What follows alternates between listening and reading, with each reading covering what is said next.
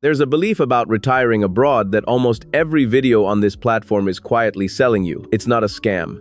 Nobody's lying to you exactly, but it ruins more overseas retirements than bad math, bad visas, and bad neighborhoods combined. The belief is this: that retiring abroad is a permanent vacation, that the feeling you had on that beach in Mexico or that cafe terrace in Portugal can be purchased, shipped home, and lived in forever. People sell houses for this belief. They move 9,000 miles for it, and a hard number of them are back within 2 years, poorer, embarrassed, and telling everyone the country was the problem. The country was never the problem. Today, I want to take this myth apart piece by piece, show you exactly where it comes from, how it fails, and what the people who actually thrive abroad believe instead. And stick around, because near the end, I'll give you the 90-day test that tells you, before you sell a single thing, whether you'll be one of the ones who makes it. Welcome back to Passport Retirement. On this channel, we cover the honest version of retiring overseas, the numbers and the catches, not the postcard. If that's what you're looking for, subscribe, because this episode is the philosophy behind every other video we make. Quick disclaimer, this isn't financial or legal advice, just research and lived patterns. All right, let's break down the myth in 5 parts. Part 5, where the myth comes from. Follow the money for a second.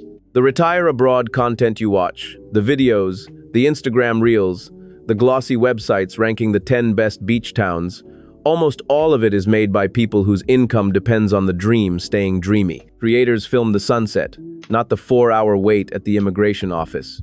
The luxury tour of a $400 apartment gets 1 million views. The video about opening a bank account without a local tax number gets 4,000. Nobody's lying, they're just editing, and the algorithm finishes the job by only showing you the highlight reel that keeps you watching. Then there's the second source of the myth, and this one you do to yourself. The scouting trip. You visit Panama or Portugal for 2 weeks. You love it, and you conclude you've tested living there.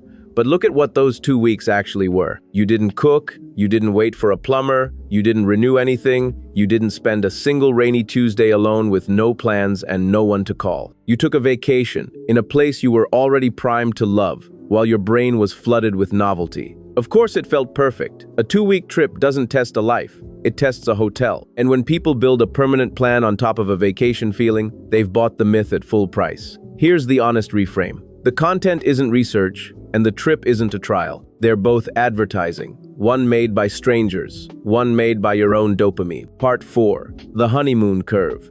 Talk to enough expats, read enough forum threads from people who actually moved, and the same emotional timeline shows up so consistently you could set a calendar by it. Months 1 through 3 are euphoria. Everything is charming. The fruit stand guy knows your name, the rent hits your account and leaves most of your check behind. You send photos home with captions like, "Why didn't we do this years ago?" You are, functionally, still on vacation, just a long one. Then, somewhere around month 4 to 6, the curve turns. The novelty chemicals wear off, and the operating costs of being a foreigner arrive all at once. The residency renewal needs a document that doesn't exist in your home country.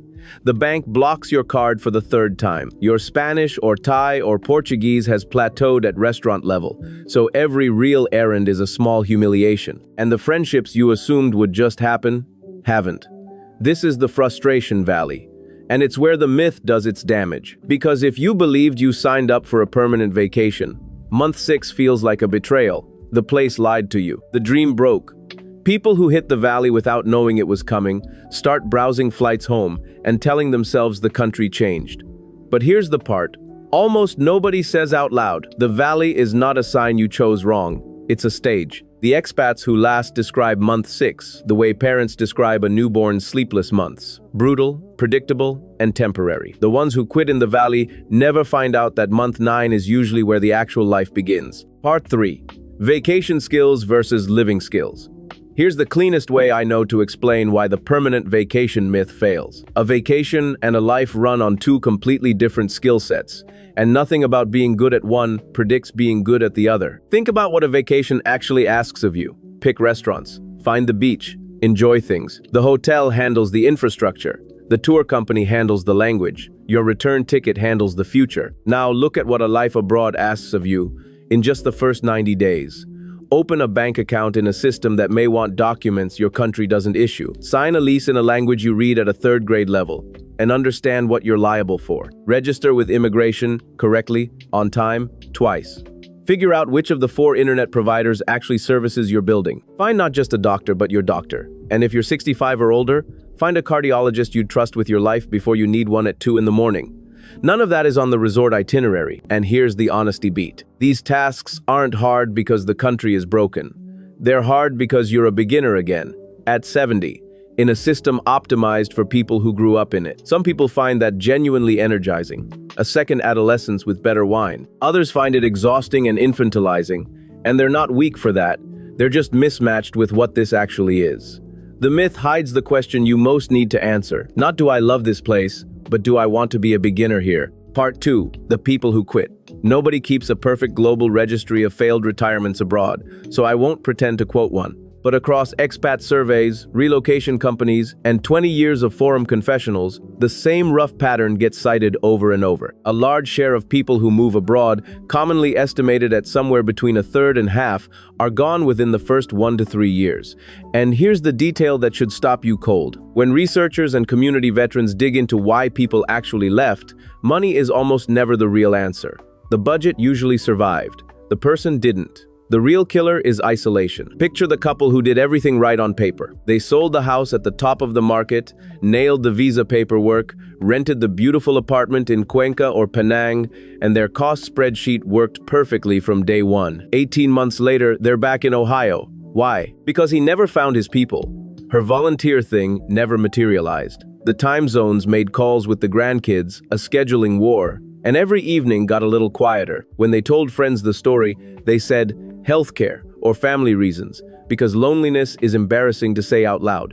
Multiply that couple by tens of thousands.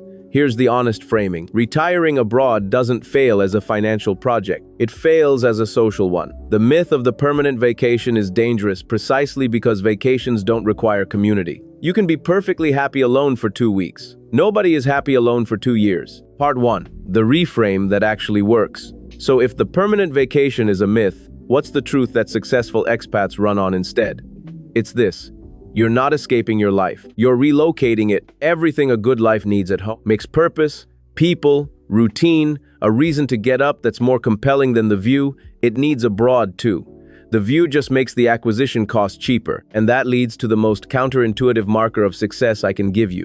Boring is the goal. When your week in Portugal or the Philippines contains a standing coffee order, a gym schedule, a market vendor who starts bagging your usual tomatoes when she sees you coming, and a Tuesday thing you'd feel bad missing, you've won. The people who fail chase the postcard feeling and burn out when it fades. The people who thrive build a Tuesday. There's real evidence hiding in plain sight for this. Ask any 10-year expat what they love about their city and listen to how boring the answers are. My walk, my cafe, my little routine with the neighbor's dog. Nobody says the waterfalls. The waterfalls got them there. The routine kept them there. So flip the myth completely. A vacation is measured by how different it is from ordinary life. A successful retirement abroad is measured by how fast you can build a new ordinary. Same beaches, same prices, same visa, but the target changes everything about how you land, where you live, and what you do in week 1. Which brings me to the test I promised you. Here it is, the 90-day test. Before you sell anything, before you ship a single box, rent an ordinary apartment in your target city for 90 days, in the off-season if you can, and live like a resident, not a guest. That means you cook most nights. You set up a real routine in week 1, a gym, a class, a volunteer gig, something with a schedule other people expect you to keep. You learn 100 words of the language. You handle one piece of real bureaucracy yourself, even something small. And you make it to one local's birthday party, or at least one standing coffee with a name attached. Then, in month 3, when the novelty is dead and you've had at least one genuinely bad week, ask yourself one question. Do I want an ordinary Tuesday here? Forever? Not do I love it. Vacation brain loves everything. If the answer is yes, you'll know it in your chest, and you can go home and start selling with total confidence. If the answer is no, the test just cost you 3 months' rent and saved you your house, your savings, and 2 years of your life. That's the whole secret. The permanent vacation is a myth, but a better ordinary life is completely real, and millions of retirees are living one right now. So tell me in the comments, have you ever felt the month 6 valley in a move, a retirement, anywhere? I read every comment. Next episode, we run the honest math on a question I get constantly. Can you actually retire abroad with just $100,000? The answer will surprise both the optimists and the pessimists. Subscribe so you don't miss it, and I'll see you there.